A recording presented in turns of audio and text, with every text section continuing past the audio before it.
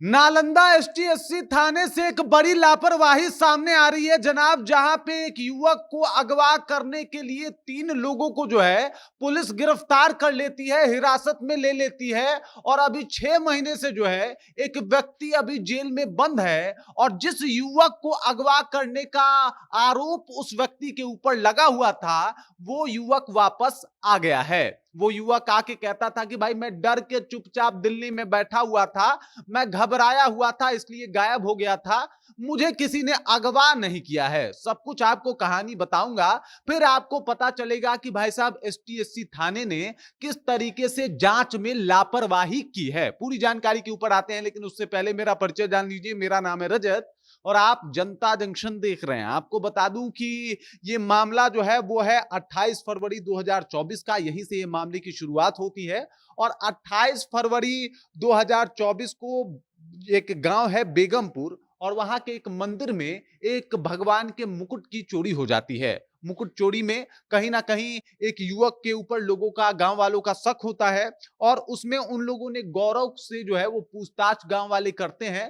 पूछताछ में जब बात नहीं बनती है तो उसके साथ मारपीट भी कर देते हैं। और उसके बाद वो युवक जो है वो लापता हो जाता है। फिर क्या था, युवक की मां कुसुम देवी एसटीएससी थाने जाती हैं, बकायदा इन लोगों के ऊपर एफआईआर करवाती हैं कि मेरे युवक के साथ मारपीट किया गया और उसके बाद उसे अगवा कर लिया गया। अब यहाँ पे ये जो शख्स आपको दिखाई दे रहे हैं, इनका नाम है संजय सिंह। इनके ऊपर भी मुकदमा दायर किया जाता है। इसके अलावा अगर बात किया जाए तो अगला नाम है मोनू महतो का, और फिर तीसरे व्यक्ति हैं चंदन पांडे। इन तीनों लोगों के ऊपर जो है वो 6 मार्च 2024 को एफआईआर कर लिया जाता है।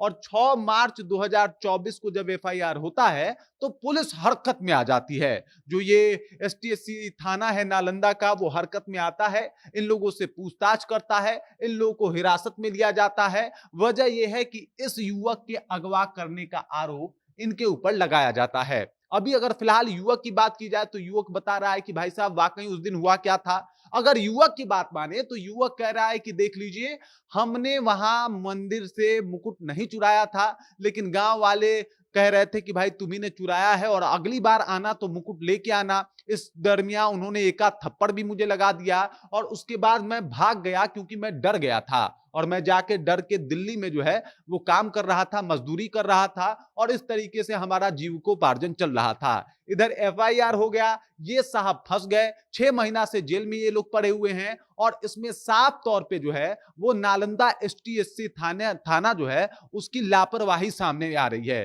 क्योंकि अगर पुलिस ने ठीक से जांच किया होता तो ये बेगुनाह, जिसके ऊपर ये आरोप लगा हुआ है कि ये 6 महीना जो है, 6 महीना से जो जेल में है, इनके ऊपर आरोप ये लगा है कि इन्होंने अगवा किया है, जबकि अगवा जैसा मामला कुछ हुआ ही नहीं है। पहले तो पुलिस को इस बात की भी जांच करनी चाहिए कि जो वो मुकुट चोरी हुआ था वो किसने किया था, क्योंकि ये तो अभियुक्त ही हैं और इनके बयान से तो कोई लेना देना है नहीं। जब तक पुलिस पूर्णतः जांच ना कर ले, पुलिस ने ये जांच भी नहीं किया।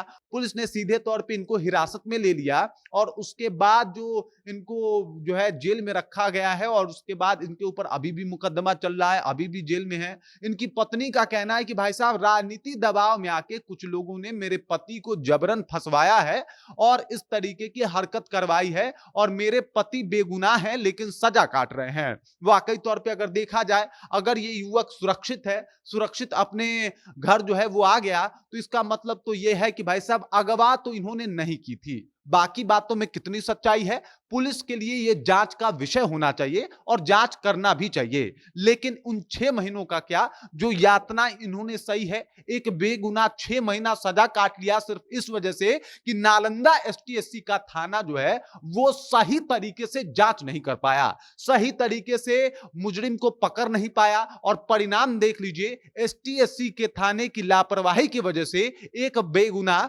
6 महीने से जेल में सजा काट रहा है। और सजा किस बात का काट रहा है, अभी तक ये निर्धारित भी नहीं हो पाया है। युवक सही सलामत अपने घर पे पहुंच गया है और ये बात बताता है कि भाई साहब हमारे यहां तो कानून जो है वो बनाई गई थी कि एक भी बेगुनाह को सजा नहीं होना चाहिए, लेकिन पुलिस की एकमात्र लापरवाही जिसका परिणाम ये है कि ये सजा काट रहे हैं। वहीं अगर कहा जाए तो पुलिस की तरफ से ये कहना है कि हम लोगों ने, जो लोगों ने देखा है, आंखों देखी जो बात कही है, उसके आधार पर इनकी गिरफ्तारी हुई है, लेकिन ये सब कुछ जांच का विषय है और ये पता चलना चाहिए कि आखिरकार इसके पीछे का पूरा कारण क्या है। फिलहाल ये अभी भी जेल में है और अभी भी पता नहीं किस गुनाह की सजा काट रहे हैं। बाकी इस जानकारी को लेके, इस खबर को लेके आपके दिल में क्या कुछ चल रहा है, कृपया कमेंट कीजिए और अपना विचार हम तक पहुंचा दीजिए। बाकी आप देख रहे हैं जनता जंक्शन और मेरा नाम रजत है।